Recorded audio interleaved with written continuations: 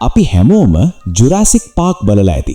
ඒත් ඔයාලා කවදා හරි හිතුවද ඇත්තටම ඇයි අද තියෙන සුපර් ටෙක්නොලොජි පාවිච්චි කරලා අපිට එකම එක ඩයිනෝසෝර් කෙනෙක්වත් නිර්මාණය කරගන්න බැරි? මේක හුදෙක් තාක්ෂණයේ අඩුවක්ද නැත්නම් සබාදහමේ නීතියක්ද? අද අපි කතා කරන්නේ මිලියන ගණනක අතීතයකට ගිහින් ඩයිනෝසෝර් DNA හොයාගන්න බැරි ඇත්තම හේතුව ගැනයි. රැඳෙන්න අප සමග.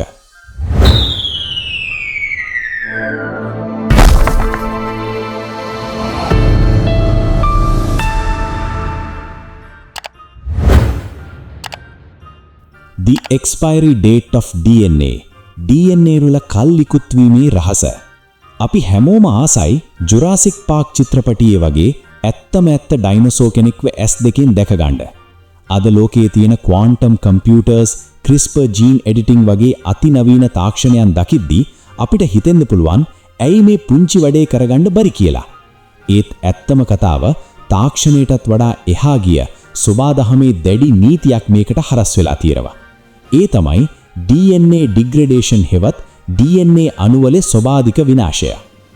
අපි මුලින්ම තේරුම් ගන්න ඕනේ DNA කියන්නේ මොකක්ද කියලා. DNA කියන්නේ ඕනෑම ජීවියෙක්ව නිර්මාණය කරන්න අවශ්‍ය කරන උපදෙස් මාලාව අඩංගු බයොලොජිකල් බ්ලූප්‍රින්ට් එකක්. මේක හැදිලා තියෙන්නේ ඊටමත් සංකීර්ණ රසායනික බන්ධන වලින්. ජීවියෙක් මියගිය සැනින් ඒ සිරුරේ තියෙන එන්සයිම්ස් සහ පරිසරයේ ඉන්න බැක්ටීරියා මගින් මේ DNA දම්වැල් කඩලා දාන්න පටන් ගන්නවා. සරලවම කිව්වොත් සතා මැරුණු ගමම්ම එයාගේ ඇතුලේ තියෙන මේ දත්ත ගබඩාව විනාශ වෙන්න පටන් ගන්නවා.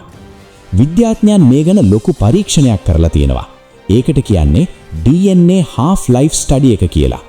ඔවුන් සොයාගත්තා DNA අණුවලට අර්ධ ආයු කාලයක් තියෙනවා කියලා. ඒ කාලය දල වශයෙන් වසර 521ක්. ඒ කියන්නේ සතෙක් මැරිලා අවුරුදු 521ක් ගියහම එයාගේ සිරුරේ තිබුණ DNA ප්‍රමාණයෙන් හරියටම අඩක් විනාශ වෙලා යනවා. තවත් අවුරුදු 521ක් ගියහම ඉතිරි වෙලා තියෙන ප්‍රමාණයෙන් තවත් අඩක් විනාශ වෙනවා. මේ විදිහට ගණන් හදලා බැලුවහම වසර මිලියන 6.8කට වඩා පැරණි කිසිම DNA අණුවක් ලෝකේ කොහෙවත් ඉතිරි වෙන්න විද්‍යාත්මකව හැකියාවක් නැහැ. දැන් මේක ඩයිනෝසෝර්ලා එක්ක සසඳලා බලන්න. අවසාන ඩයිනෝසෝර් පවා පෘථිවියෙන් වඳ වෙලා ගියේ මීට වසර 66කට කලින්. ඉතින් වසර මිලියන 6.8ක් පවතින්න බැරි DNA අණුවක් වසර මිලියන 66ක් පවතීවි කියලා අපිට හිතන්නවත් පුළුවන්ද? ඒක හරියට අයිස් කැටයක් රස්නේ තියෙන කාමරයක තියලා ඒක අවුරුදු 1000 ගණනක් දිය නොවී තියෙයි කියලා බලාපොරොත්තු වෙනවා වගේ වැඩක්. අපිට කෞතුකාගාරවල දකින්න ලැබෙන ඩයිනෝසෝර් බෝන්ස් ඇත්තටම අස්ති නෙවෙයි. ඒවට කියන්නේ ෆොසිල්ස් හෙවත් පොසිල කියලා. වසර මිලියන ගණනේ පොළොව යට තියෙද්දී ඒ අස්තිවල තිබුණ කාර්බනික ද්‍රව්‍ය ඉවත් වෙලා ඒ වෙනුවට පරිසරයේ තියෙන ඛනිජ ලවණ මිනරල්ස් ආදේශ වෙලා තියෙන්නේ. ඒ නිසා ඒක ඇත්තටම අස්ති අටකුවක් නෙවෙයි, ඇටකටුවක හැඩය ගත්ත ගලක් විතරයි. ගලක් ඇතුලේ ජීවි DNA තියෙන විදිහක් නැහැ නේද? අද තියෙන අපේ ඇඩ්වාන්ස් DNA සීක්වෙන්සිං ටෙක්නොලොජි එකට පුළුවන් අවුරුදු ලක්ෂයකට වඩා පැරණි මැමත්ස්ලා වගේ සත්තුන්ගේ DNA හොයාගන්න. මොකද ඒ සත්තු හිම මිදුණු ප්‍රදේශවල ආරක්ෂා වෙලා තිබුණ නිසා. හැබැයි අයිස් යුගයටත් වඩා 1000 වාරයක් ඈත අතීතයකට ඉඳපු ඩයිනෝසෝර්ලා ළඟට යන්න තරම් මේ ටෙක්නොලොජිය ප්‍රමාණවත් නැහැ. අන්න ඒ නිසයි අපිට කෙතරම් දියුණු රසායන ලාභර තිබුණත් පෞරාණික DNA ලබා ගන්න බැරි වෙලා තියෙන්නේ. මීළඟ කොටසින් අපි කතා කරමු ඇයි අර ජනප්‍රිය චිත්‍රපටියේ වගේ ඇම්බර් ඇතුලේ ඉන්න මදුරෝ කෙනෙක්ගෙන් ඩයිනෝසෝර් DNA ගන්න බැරි කියලා. Part 2 The Amber Myth. Amber පිළිබඳ මිත්‍යාව සහ යථාර්ථය. අපි හැමෝම ජුරාසික් පාක් චිත්‍රපටියේ දැකලා තියෙනවා විද්‍යාඥයෝ ඇම්බර් එකක් ඇතුලේ හිරවුණු මදුරෙක්ගෙන් ඩයිනෝසෝර් DNA ලබා ගන්න ආකාරය. ඇත්තටම මොකක්ද මේ ඇම්බර් කියන්නේ? මේව තමයි වසර මිලියන ගණනකට කලින් පෘථිවියේ තිබුණ දැවන්ත ගස් වලින් ශ්‍රාවය වුණු යුෂ. මේ යුෂ පසු කාලයක ගල් බවට පත් වුනහම අපි ඒවා ෆොසිලයිස්ඩ් රෙසින් කියලා හඳුන්වනවා. මේ රම්පිත යුෂ ඇතුලේ මදුරෝ, මැස්සෝ වගේ පුංචි සත්තු හිර වෙලා ඉන්නවා අපිට අදටත් දැක ගන්න පුළුවන්. ඒත් ඇත්තටම මේවා ඇතුලේ DNA සුරක්ෂිතව තියෙනවද? බැලූ බැල්මට පේන්නේ මේ ඇම්බර් එකක් ඇතුලේ සතෙක් හිර වුණේ ඊයේ පෙරේද ඒ ඇතුලේ හිර වුණා වගේ. ඒ තරම්මට උන්ගේ බාහිර රූපය ඊටමත් පැහැදිලිව පේන්න තියෙනවා. හැබැයි විද්‍යාවට අනුව මේක හුදෙක් මායාවක් විතරයි. මේ ඇම්බර් එකක් ඇතුලේ සතෙක් හිර වුණාම වෙන්නේ ඒ සතාගේ සිරුරේ තියෙන සියලුම දියර කොටස්, ෆ්ලුයිඩ්ස් සහ සොෆ්ට් ටිෂුස් කාලයත් එක්ක සම්පූර්ණයෙන්ම විනාශ වෙලා යාමයි. මෙහි සිදුවන ප්‍රධානම ක්‍රියාවලිය තමයි ඩීහයිඩ්‍රේෂන් හෙවත් විජලනය. මදුරා අර ඇලෙන සුළු යුෂ ඇතුලේ හිර වුණාට පස්සේ ඒ රසායනික ද්‍රව්‍ය මගින් සිරුරේ තියෙන ජලය සම්පූර්ණයෙන්ම උරා ගන්නවා. ජලය නැති තැනක ජීවී සෛලවලට පවතින්න බෑ. ඊටත් වඩා භයානක දේ තමයි ඇම්බර් කියන්නේ අපි හිතන තරම් එයා ටයිට් හෙවත් වාතය ඇතුළු නොවන දෙයක් නෙවෙයි. කාලයත් එක්ක මේවා ඇතුළට ඊටමත් කුඩා ප්‍රමාණවලින් ඔක්සිජන් සහ තෙතමය කාන්දු වෙන්න පුළුවන්. ඒ නිසා ඔක්සිඩේෂන් කියන ක්‍රියාවලිය හරහා DNA අණුව සම්පූර්ණයෙන්ම කුඩු වෙලා යනවා. විද්‍යාඥයන් මේ ගැන ලොකු පරීක්ෂණයක් කරලා තියෙනවා. ඔවුන් වසර 10000ක් වගේ ඊටමත් මෑත කාලයකට ආයත කෝපල් හෙවත් ඇම්බර් බවට පත්වීමට පෙර පවතින අවස්ථාව ඇතුලේ හිරවුණු මීමැස්සු පරීක්ෂණ කරලා බලුවා.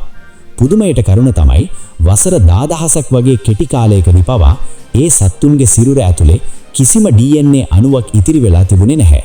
ඉතින් හිතන්න වසර 10000කදී DNA නැති වෙනව නම් වසර මිලියන 66කට වඩා පැරණි ඩයිනසෝ යුගයේ මදුරෙක් ඇතුලේ DNA ඉතිරි වේවි කියලා හිතන්න පුළුවන්ද? ඒක හරියට අයිස් කැටියක් රස්නේ තියෙන කාමරයක තියලා ඒක අවුරුදු 1000 ගණනක් දිය නොවී තියෙයි කියලා බලාපොරොත්තු වෙනවා වගේ වැඩක්. අපිට කෞතුකාගාරවල දකින්න ලැබෙන ඩයිනසෝ බෝන්ස් ඇත්තටම අස්ති නෙවෙයි. ඒවට කියන්නේ ෆොසිල්ස් හෙවත් පොසිල කියලා. වසර මිලියන ගණනේ පොළොව යට තියෙද්දි ඒ අස්තිවල තිබුණ කාබනික ද්‍රව්‍ය ඉවත් වෙලා ඒ වෙනුවට පරිසරයේ තියෙන ඛනිජ ලවණ මිනරල්ස් ආදේශ වෙලා තියෙන්නේ. ඒ නිසා ඒක ඇත්තටම අස්ති අටකුවක් නෙවෙයි, ඇටකටුවක හැඩය ගත්ත ගලක් විතරයි.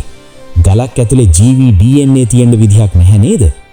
අද තියෙන අපේ ඇඩ්වාන්ස් DNA සීක්වෙන්සිං ටෙක්නොලොජි එකට පුළුවන් අවුරුදු ලක්ෂයකට වඩා පැරණි මැමත්ස්ලා වලේ සත්තුන්ගේ DNA හොයාගන්න. මොකද ඒ සත්තු හිම මිදුණු ප්‍රදේශවල ආරක්ෂා වෙලා තිබුණ නිසා. හැබැයි අයිස් යුගයටත් වඩා 1000 වාරයක් ඈත අතීතයකට ඉඳපු ඩයිනසෝර්ලා ළඟට යන්න තරම් මේ ටෙක්නොලොජිය ප්‍රමාණවත් නැහැ. අන්න ඒ නිසයි අපිට කෙතරම් දියුණු රසායන ලාභර තිබුණත් පෞරාණික DNA ලබා ගන්න බැරි වෙලා තියෙන්නේ. මීළඟ කොටසින් අපි කතා කරමු ඇයි අර ජනප්‍රිය චිත්‍රපටයේ වගේ ඇම්බර් ඇතුලේ ඉන්න මදුරුවන්ගෙන් DNA ගන්න බැරි කියලා.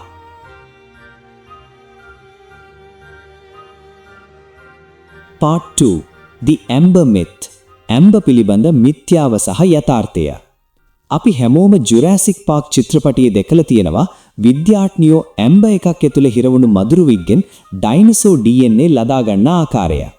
ඇත්තටම මොකක්ද මේ ඇම්බර් කියන්නේ? මේව තමයි වසර මිලියන ගණනකට කලින් පෘථිවියේ තිබුණ දැවැන්ත ගස් වලින් ශ්‍රාවය වුණු යුෂ. මේ යුෂ පසුකාලීනව ගල් බවට පත් වුණාම අපි ඒවා ෆොසිලයිස්ඩ් රෙසින් කියලා හඳුන්වනවා. මේ රම්පිත යුෂ ඇතුලේ මදුරුවෝ මැස්සෝ වගේ පුංචි සත්තු හිර වෙලා ඉන්නවා අපිට අදටත් දැක ගන්න පුරුවන්. ඒත් ඇත්තටම මේවා ඇතුලේ DNA සුරක්ෂිතව තියෙනවද? බැලූ බැල්මට පේන්නේ මේ සත්තු හරියට ඊයේ පෙරේදයි ඇතුලේ හිර වුණා වගේ. ඒ තරමටම උන්ගේ බාහිර රූපය ඊටාම පැහැදිලිව පේන්න තියෙනවා. හැබැයි විද්‍යාවට අනුව මේක හුදෙක් මායාවක් විතරයි. මේ ඇම්බර් එකක් ඇතුලේ සතෙක් හිර වුණාම වෙන්නේ ඒ සතාගේ සිරුරේ තියෙන සියලුම දියර කොටස්, ෆ්ලුයිඩ්ස් සහ සොෆ්ට් ටිෂුස් කාලයත් එක්ක සම්පූර්ණයෙන්ම විනාශ වෙලා යාමයි. මෙහි සිදුවන ප්‍රධානම ක්‍රියාවලිය තමයි ඩීහයිඩ්‍රේෂන් හෙවත් විජලනය. මදුරුව අර ඇලෙන සුළු යුෂ ඇතුලේ හිර වුණාට පස්සේ ඒ රසායනික ද්‍රව්‍ය මගින් සිරුරේ තියෙන ජලය සම්පූර්ණයෙන්ම උරා ගන්නවා. ජලය නැති තැනක ජීවී සෛලවලට පවතින්න බෑ. ඊටත් වඩා භයානක දේ තමයි ඇම්බර් කියන්නේ අපි හිතන තරම් එයාටයිට් හෙවත් වාතය ඇතුළු නොවන දෙයක් නෙවෙයි. කාලයත් එක්ක මේවා ඇතුළට ඊටාම කුඩා ප්‍රමාණවලින් ඔක්සිජන් සහ තෙතමනිය කාන්දු වෙන්න පුළුවන්. මේ නිසා ඔක්සිඩේෂන් කියන ක්‍රියාවලිය හරහා DNA අණු සම්පූර්ණයෙන්ම කුඩු වෙලා යනවා. විද්‍යාඥයන් මේ ගැන ලොකු පරීක්ෂණයක් කරලා තියෙනවා. ඔවුන් වසර 10000ක් වගේ ඊටාම මෑත කාලයකට ආයත් කෝපල් ඇම්බර් බවට පත්වීමට පෙර පවතින අවස්ථාව ඇතුලේ හිරවුණු මීමැස්සන් පරීක්ෂා කරලා බලුවා. පුදුමයට කරුණ තමයි අවුරුදු 10000ක් වැනි කෙටි කාලයකදී පවා ඒ සත්තුන්ගේ සිරුරු ඇතුලේ කිසිම DNA අණුවක් ඉතිරි වෙලා තිබුණේ නැහැ. ඉතින් හිතන්න අවුරුදු 10000කදී DNA නැති වෙනවා නම් අවුරුදු මිලියන 66කට වඩා පැරණි ඩයිනසෝ යුගයේ මදුරුවෙක් ඇතුලේ DNA ඉතිරි වෙයි කියලා හිතන්න පුළුවන්ද? අපි ඇම්බ එකක් කපලා ඒ ඇතුලේ ඉන්න මදුරුවා දිහා මයික්‍රොස්කෝප් එකකින් බලුවොත් අපිට පේන්නේ ඒ සතාගේ ඇතුළත සම්පූර්ණයෙන්ම හිස් බව. ඒ කියන්නේ ඒ ඉතිරි වෙලා තියෙන්නේ සතාගේ බාහිර සැකිල්ලේ හැඩගත්ත හිස් කටුවක් විතරයි. මේක හරියට හරයක් නැති හිස් පොත්තක් වගේ දෙයක්. හොලිවුඩ් මූවීස් වල අපිට මේවා හරිම ලේසි වැඩ වගේ පෙන්නුවට සැබෑ ලෝකයේදී මේ පෞරාණික ජෙනටික් මැටීරියල් ලබා ගන්න එක අතිශය දුෂ්කර වගේම දැනට පවතින විද්‍යාවට අනුව කළ නොහැකි දෙයක්. මේ කරුණු අනුව අපිට පැහැදිලි වෙනවා මිලියන ගණනක් පැරණි ඩයිනසෝ DNA ලබා ගන්න ඇම්බ කියන්නේත් සාර්ථක ක්‍රමයක් නෙවෙයි කියලා. එහෙනම් මීළඟ කොටසින් අපි බලමු යම් හේකින් අපිට අස්තියක් හමු වුණත් ඒකින් DNA ලබා ගන්න තියෙන තාක්ෂණික බාධාවන් මොනවද කියලා. Part 4 The Missing Blueprint අස්ථානගත වූ සැලසුම් සටහන. අපි හිතමු අපිට වාසනාවකට වගේ දූෂණය නොවනු ඊටාම පිරිසිදු ඩයිනසෝ DNA කැබල්ලක් හමු වුණා කියලා. දැන් අපිට පුළුවන් ද ඒකින් ඩයිනසෝ කෙනෙක්ව හදන්න? පිළිතුර නෑ යන්නයි. මොකද ජීවියෙක්ව නිර්මාණය කරන්න එක DNA කැබල්ලක් විතරක් මදි. ඒකට සම්පූර්ණ ජානමය සැලසුම් සටහනක් හෙවත් ජානමය සැලසුම් සටහනක් අවශ්‍යයි. මේක තේරුම් ගන්න මම ඔයාලට පොඩි උදාහරණයක් දෙන්නම්. හිතන්න පිටු මිලියන ගණනක තියෙන දැවැන්ත පොතක් තියෙනවා කියලා. ඒ පොතේ තමයි ඩයිනසෝ කෙනෙක්ව හදන්න හැම විස්තරයක්ම ලියලා තියෙන්නේ.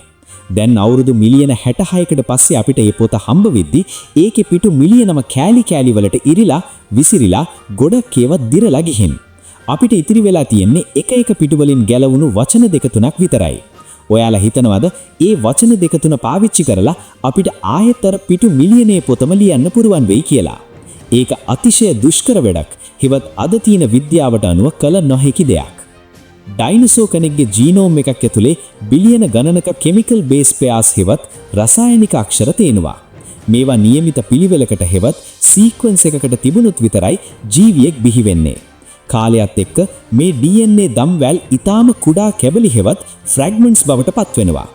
එක කැබලියක තියෙන්නේ අකුරු 20ක් හෝ 30ක් වැනි ඊටාම සුළු ප්‍රමාණයක්. ඉතින් මේ බිලියන ගණනක කුඩා කැබලි නිවැරදි පිළිවෙලට අමුන්න අද තියෙන කිසිම සුපර් කම්පියුටර් එකකට වුණත් කල හැකි දෙයක් නැහැ. මොකද අපිට ඒක අමුන්න අවශ්‍ය කරන මුල් සිතියම හෙවත් රෙෆරන්ස් මැප් එක නැති නිසා. ජුරාසික් පාක් චිත්‍රපටියේ පෙන්නනවා මේ අඩුවෙන ජාන කොටස් වෙනුවට ගැබන්ගේ DNA පාවිච්චි කරලා ඒ හිස්ටෙන් පුරවනවා කියලා. හැබැයි සැබෑ විද්‍යාවේදී ඒක ඒ තරම්ම ලේසි නැහැ. ගැඹගුයි ඩයිනසෝ කෙනෙකුයි කියන්නේ සම්පූර්ණයෙන්ම වෙනස් ජීවීන් දෙන්නෙක්. ගැඹගුගේ DNA කැබැල්ලක් ගෙනත් ඩයිනසෝ කෙනෙක්ගේ DNA එකකට ඇලවුවොත් ඒකෙන් හැදෙන්නේ ජීවත් වෙන්න බැරි විකෘති සෛලයක් විතරයි. හරියට කාර් එකක කැඩුණු එන්ජින් එකක් හදන්න බයිසිකල් එකක කෑලි පාවිච්චි කරනවා වගේ වැඩක්. ඒක කවදාවත් ක්‍රියා කරන්නේ නැහැ. අද අපේ විද්‍යාඥයන්ට පුරුවන් වෙලා තියෙනවා මීට වසර 10000කට කලින් හිටිය මැමත්ලා වගේ සතුන්ගේ ජාන සිතියම් සකස් කරන්න. ඒකට හේතුව තමයි මැමත්ලට ඊටාම සමීප නෑකම් කියන අලයන් අදටත් ජීවත් වීම. ඒ නිසා අපිට අලයාගේ ජාන සැලසුම් සටහනක් විදිහට පාවිච්චි කරන්න පුරුවන්. හැබැයි ඩයිනසෝලට ඒ වගේ සමීප නෑයයෙක් අද ලෝකයේ නැහැ. පක්ෂී නෝන්ගෙන් පැවතෙනවා කියලා කිව්වත් ඔවුන් අතර තියෙන ජානමය වෙනස අති විශාලයි. අන්න ඒ නිසයි අපිට කොතරම් දියුණු තාක්ෂණය තිබුණත් මේ අස්ථානගත වූ මේ ජානමය ප්‍රහේලිකාව විසඳන්න බැරි වෙලා තියෙන්නේ. එහෙනම් මීළඟ අවසාන කොටසින් අපි බලමු මේ බාධක මැද්දේ විද්‍යාඥයන් අලුතින්ම කරන අත්හදා බැලීම මොකක්ද කියලා.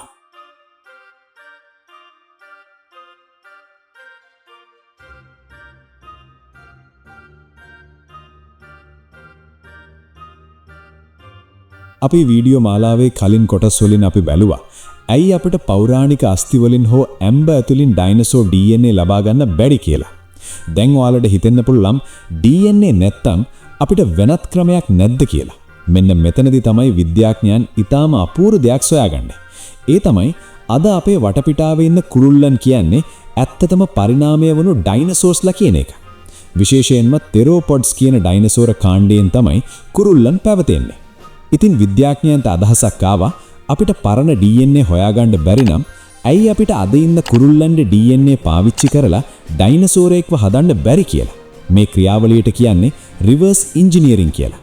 මේ සම්බන්ධයෙන් ලෝක ප්‍රකට විද්‍යාඥයෙක් වන ඩොක්ටර් ජැක් හෝන විසින් චිකනසෝරස් කියලා ව්‍යාපෘතියක් පවා ආරම්භ කළා.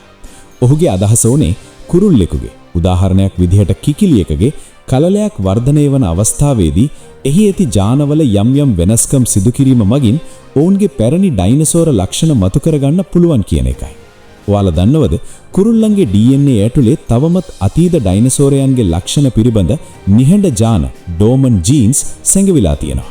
උදාහරණයක් විදිහක කුරුල්ලන්ට දත් නැති වුණාට ඔවුන්ගේ ජාන සිතියම ඇතුලේ දත් නිර්මාණය කරන්න අවශ්‍ය උපදෙස් තවමත් තියෙනවා. විද්‍යාඥයන් රසායනාගාරවලදී මේ ජාන සක්‍රිය කරලා turn on දත් තියෙන කුරුල්ලු කලල නිර්මාණය කරන්න පවා සමත් වෙලා තියෙනවා.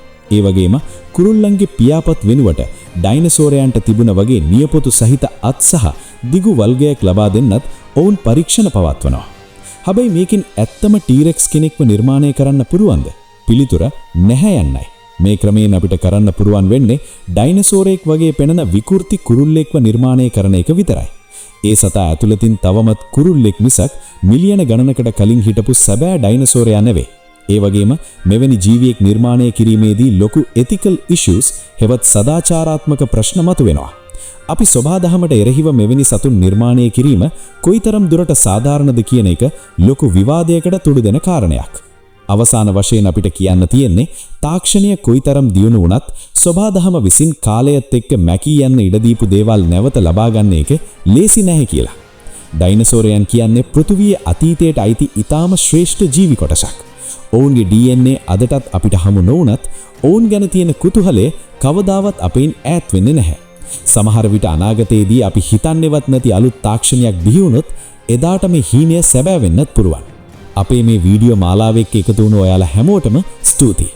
මේ වගේම තවත් විද්‍යාත්මක සහ කුතුහලයේ පිරුණු තොරතුරු දැනගන්න රැඳෙන්න අප සමග.